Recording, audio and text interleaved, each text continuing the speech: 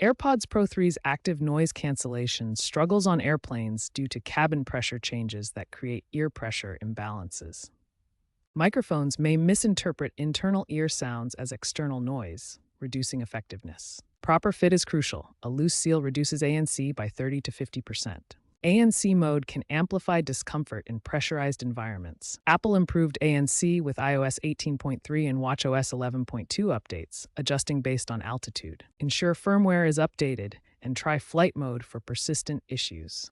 To troubleshoot ANC issues on airplanes, first equalize ear pressure by yawning, swallowing, or using the Valsalva maneuver. Ensure a proper ear tip fit by experimenting with different sizes for a tight seal. In iOS 18, use the Equalize Pressure shortcut in accessibility settings.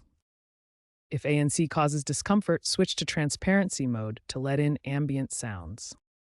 Update to the latest firmware for enhanced pressure equalization features.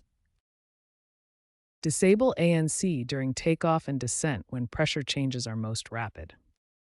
Consider custom-molded ear tips for a perfect fit and seal, though this is generally for professional use. Apple has settled class action suits with free firmware patches, so ensure updates. Check forums for personalized help from other users.